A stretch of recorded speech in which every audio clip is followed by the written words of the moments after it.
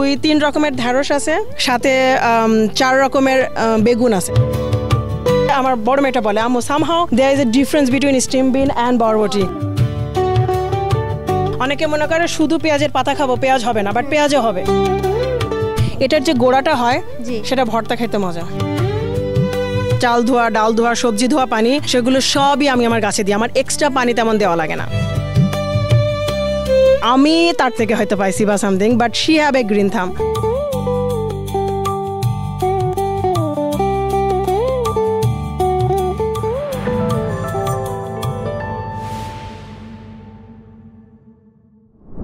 প্রিয় দর্শক, আপনাদের সবাইকে স্বাগত জানাচ্ছি প্রবাস কৃষিতে। আমি রেনি হাবিবা রয়েছি আপনাদের সাথে এবং আপনারা দেখছেন ATV USA। আপনারা দেখতেই পাচ্ছেন আমার পেছনে বিশাল বড় একটি সবজির বাগান রয়েছে। সো চলুন আমরা ঘুরে ঘুরে দেখি এই বাগানে কি কি সবজি রয়েছে।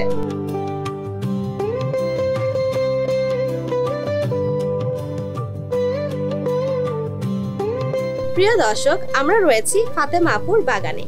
চলুন কথা না বাড়িয়ে পরিচয় হয়ে আসি সেই ফাতেমা আপুর সাথে। আপু, কেমন আছেন আপনি? আলহামদুলিল্লাহ ভালো আছি, আপনি কেমন আছেন? আমি ভীষণই ভালো আছি। আর এই মুহূর্তে আপনার এই সবুজে ভরা সবজি বাগানে এসে তো আরো ভালো লাগছে। আমারও ভালো লাগে, যখন প্রত্যেকদিন সকালবেলা উঠে আমি আমার বাগানটা দেখি আমার মনটা খুবই ভরে যায়। আমার মনে হয় না যে আমি বিদেশের মাটিতে আছি। এক্স্যাক্টলি, যখনই আমি কিনা ঢুকে পড়লাম আপনার বাগানে এবং সাথে সাথে মনে হলো যে আমি আসলে বিদেশে নাই, একেবারে দেশে, শুধু দেশে না, দেশের কোনো গ্রামে আছি, গ্রামের মাঠে। হ্যাঁ হ্যাঁ, আমাদের প্রত্যেকদিন একই ফিলিংস। যখন কাজ করি বা যখন সবজিটা রান্না করার আগে তুলে নিয়ে যায়, খুব অন্যরকম একটা ফিলিংস কাজ করে। মানে নস্টালজিকও লাগে, যে দেশের কথা মনে পড়ে যায়, যে দেশে আমরা কিভাবে করছি। সামহাও এখন অনেক সময় দেশেও এটা করা হয় না, যেটা আমরা বিদেশের মাটিতে করতে পারছি।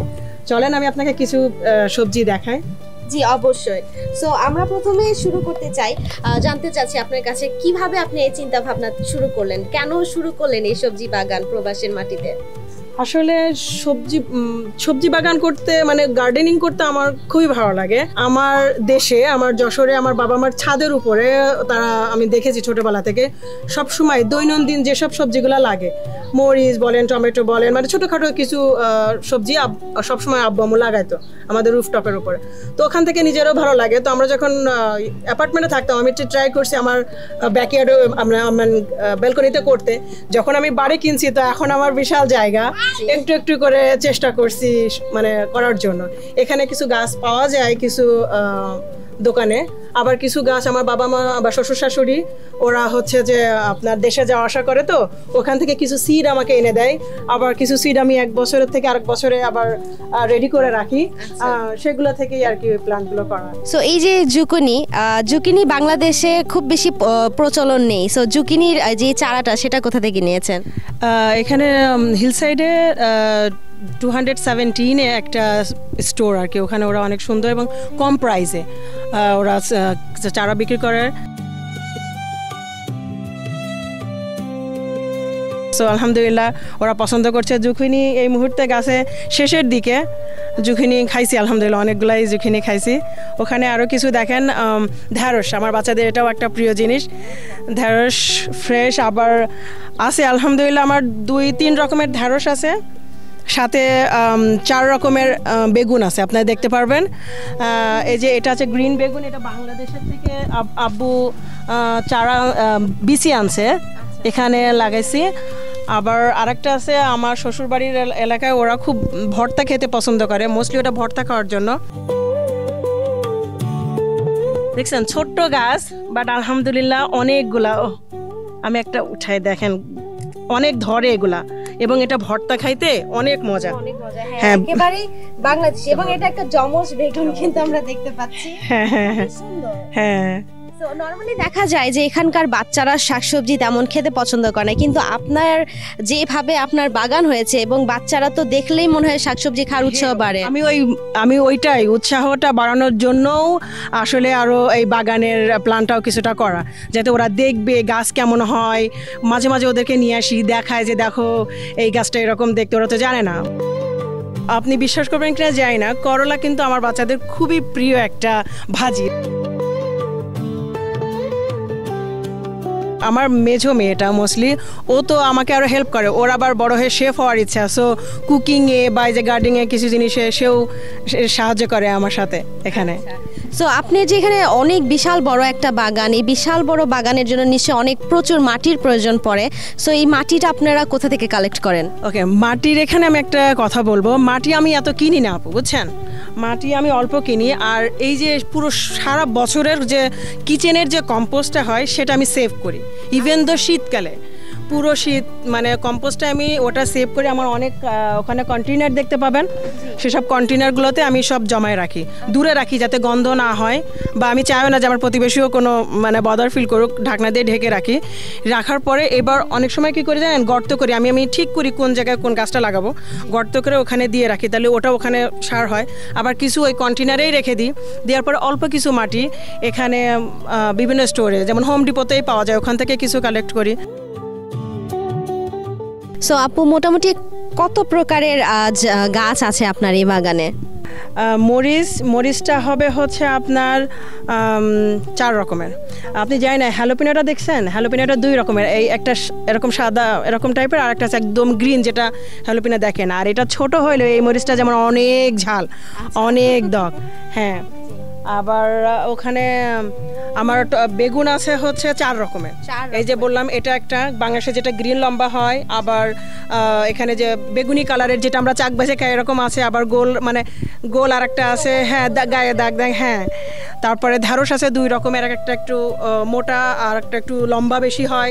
সো একই জিনিসের আবার দেখা যাচ্ছে কয়েক রকমের ভ্যারাইটিস আছে। হ্যাঁ, হ্যাঁ করলা গত বছরে তাও 2 রকমের ছিল, আর একটা করলা এই দেশীয় টাইপের, আমি বাংলাদেশে কখনো দেখি নাই, বাট এইবার সেটার আমি এটা খুঁজে পাইনি, অনেক খুঁজছি বাট পেলাম না। এখন দেখা যায়। আর লাউ, ওই যে লাউ দেখতেছেন না, লাউ আপু 3 রকমের লাউ আছে। একটা লাউ আছে এই যে যেটা দেখছেন বড় হয়েছে, এটা হচ্ছে আপনার বাংলাদেশি লাউ, এটা বাংলাদেশ থেকে আনা, বাংলাদেশি স্টাইল। হ্যাঁ, বিচিটা বাংলাদেশ থেকে আনা। আর একটা আছে গোল গোল লাউ, ওটা হাজারি লাউ, ওটা পরিমাণে অনেক ধরে, আপনি হয়তো 1 মাস বা 1.5 মাস পরে আসলে হয়তো আপনি তখন দেখতে পাবেন। আর একটা জাস্ট নর্মাল একটা সাইজ আসে এখানে, মানে 3 রকমের লাউ আছে। এখানে আপনাকে আমি একটা জিনিস দেখাই, এই যে দেখেন এটা যেটা ঢ্যাঁড়স, সেটা হচ্ছে যে এটা শর্ট হবে, এটা খুব বেশি লম্বা হবে না, কিন্তু একটু মোটা মোটা হবে। আবার এই যে এটা উঠাই দেখছেন, এটা শর্ট এবং হচ্ছে যে একটু মোটা, কিন্তু আরেকটা আর এগুলো দেখছেন লম্বা অনেক, এগুলো অনেক লম্বা লম্বা হয়। সো এটা 2 রকমের ঢ্যাঁড়স হচ্ছে। হ্যাঁ হ্যাঁ হ্যাঁ, ও মরিচ তো আমি বললাম, এই যে এটা হচ্ছে বাংলাদেশে বলে কারেন্ট মরিচ বলে এখানে। হ্যাঁ, ওখানে গাছে ধরছে অলরেডি, সেটা দেখতে পারেন। আর এই যে কালো পাতা যেটা দেখছেন, এটার মধ্যে আবার 2 রকমের হবে, একটা গোল আর একটা লম্বা। লম্বা যেটা সেটার দকটা একটু বেশি হয় গোলটার থেকে, বাট এটা অনেক ফ্লেভারফুল। এটা সালাদের সাথে খেতে ভালো লাগে, বা আমরা অনেক সময় ওই যে ইফতারিতে বা এরকম আমরা যে হ্যাঁ ওটার সাথে বেগুনি বা এরকম করি না, এটা সেটা মানে বেসন দিয়ে আর কি, সেটা খাইতেও ভালো লাগে। হ্যাঁ হ্যাঁ হ্যাঁ, এবং সেই সাথে সাথে একটি পুঁই শাকের গাছও রয়েছে। হ্যাঁ, পুঁই শাক আছে 2 রকমের, একটা লাল পুঁই শাক আর একটা সবুজ পুঁই শাক, এটাকে বলে কলমি শাক। হ্যাঁ, কলমি শাক অনেকেই মনে করে শুধুই পানির মধ্যে হয়। হ্যাঁ এক্স্যাক্টলি, কিন্তু না, কলমি শাকটা খুবই সহজ। সেটা হচ্ছে যে বিকজ কলমি শাকটা যখন আমরা বাজার থেকেও কিনি, ওরা গোড়ার যে শক্ত অংশটুকু সেইটুকু আপনার লাগাই দিলেই হয়ে যায়। এখানে দেখছেন আমার কিছু সুন্দর বরবটি আছে, বড় মেয়েটা বলে আম্মু somehow there is a difference between steam bean and বরবটি। বরবটিটা নাকি ওদের কাছে একটু মিষ্টি, একটু বেশি মজা লাগে। এই যে থুকাটা দেখেন, এখান থেকে আমি কয়েকটা তুলি, একদম রেডি, এগুলা রেডি টু ইট। সার তো গোড়াতে দেওয়া পড়ে না, আর আব্বু সবসময় পানি দিচ্ছে, আমার পানির সিস্টেমটাও বাইরে থেকে আসে। আর এখানে আরেকটা জিনিস করি, আম্মুরা এখানে শাক কাটে, সেই পানিটা এখানে ইউজ করে ফেলে, সো আমার অত হার্ড টাইমও নিতে হয় না। হ্যাঁ দেখছেন, খুব সুন্দর। হ্যাঁ হ্যাঁ, এগুলো কি জানেন, এগুলো আলু, গোল পটেটো। হ্যাঁ, যদিও ফলটা দেখাইতে পারছি না বিকজ ফলটা মাটির নিচে। এক্স্যাক্টলি। পেঁয়াজ দেখছেন, পেঁয়াজের গাছগুলো কত মোটা মোটা, এত সুন্দর সুন্দর পেঁয়াজও হবে। অনেকে মনে করে শুধু পেঁয়াজের পাতা খাবো, পেঁয়াজ হবে না, বাট পেঁয়াজও হবে। হ্যাঁ হ্যাঁ, বাট একটু সময় দিতে হয়, বাট পেঁয়াজটা হবে। আচ্ছা, আমি কখনো এত মোটা পেঁয়াজের গাছ দেখিনি, এই প্রথম পেঁয়াজের গাছ দেখলাম। সময় দিলে এরকম হয়।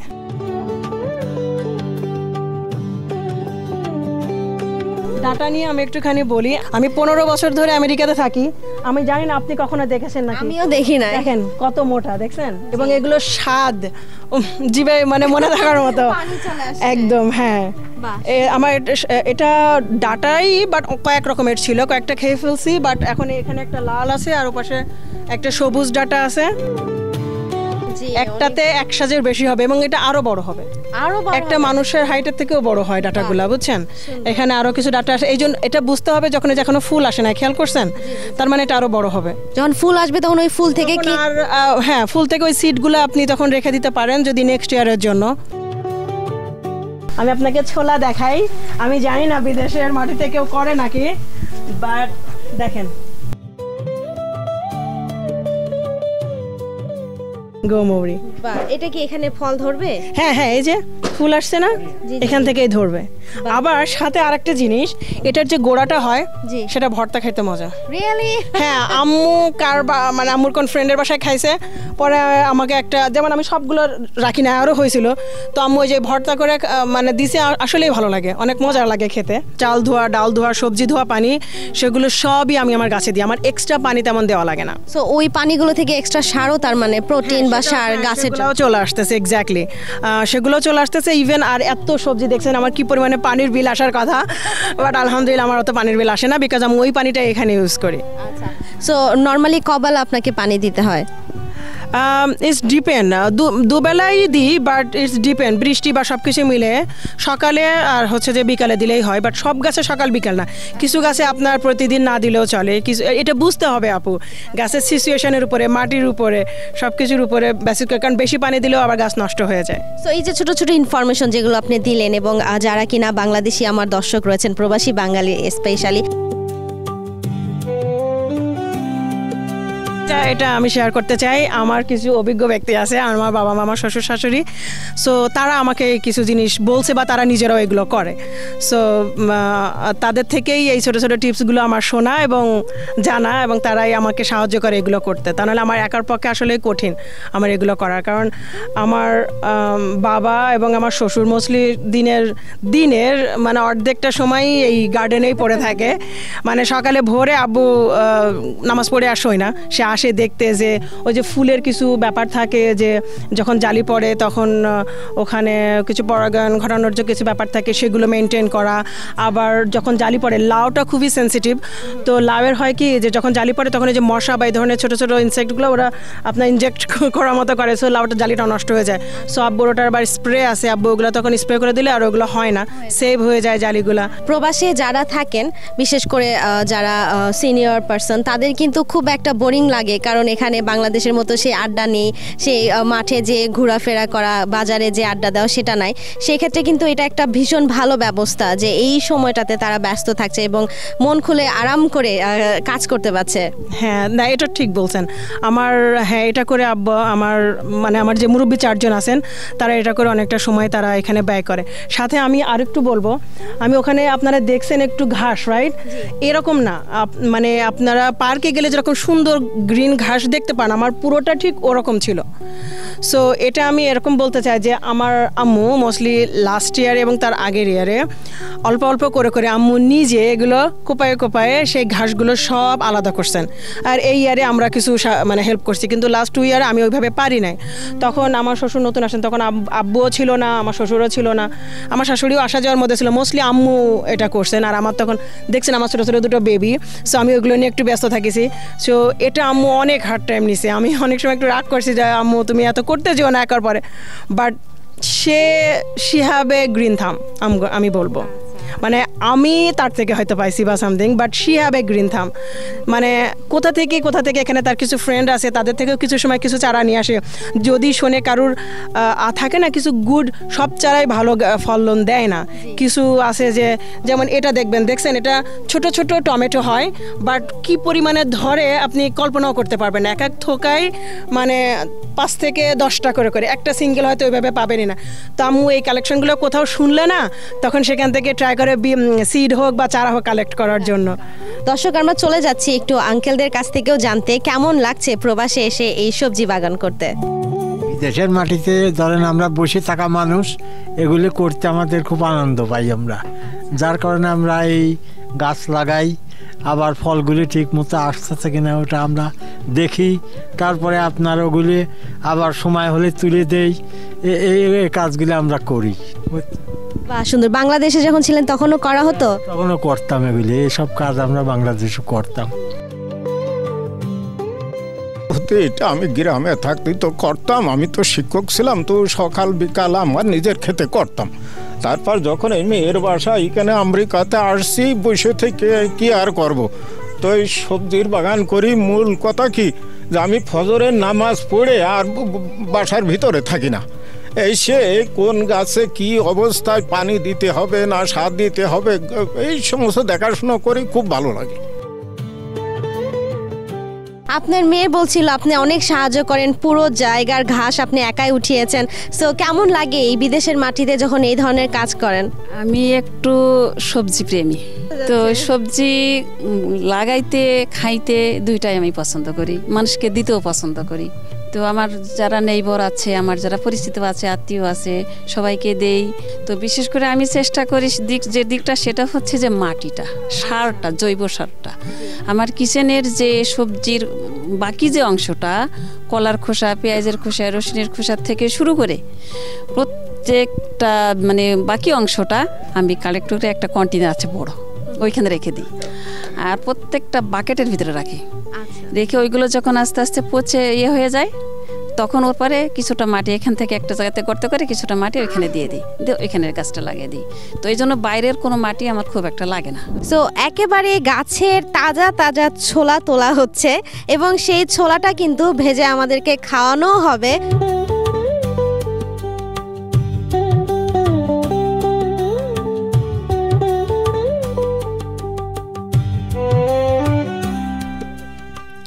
দর্শক, ছোলা পোড়ানো শেষ, এবার হচ্ছে খাওয়ার পালা।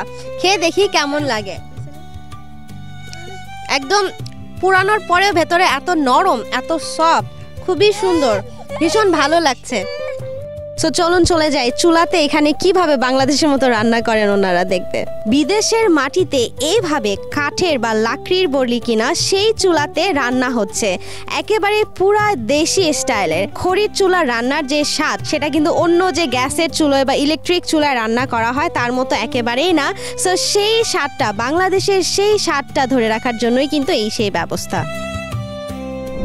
প্রিয় দর্শক, এতক্ষণ আমরা ছিলাম আদম রসুল এবং ফাতেমা আপুর বাসায় এবং তাদের সবজি বাগান ঘুরে ঘুরে দেখলাম।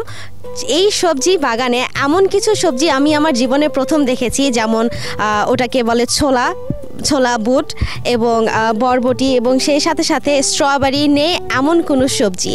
সো আপনারাও চাইলে আপনাদের বাগানেও আমাদেরকে আমন্ত্রণ করতে পারেন এবং তার জন্য যেটা করতে হবে, স্ক্রিনে লেখা নাম্বারটাতে কল করতে হবে এবং আমাদের এটিভি ইউএসএর টিম চলে যাবে আপনার বাসায়। সে পর্যন্ত সবাই ভালো থাকবেন, সুস্থ থাকবেন এবং এটিভি ইউএসএর সঙ্গে থাকবেন।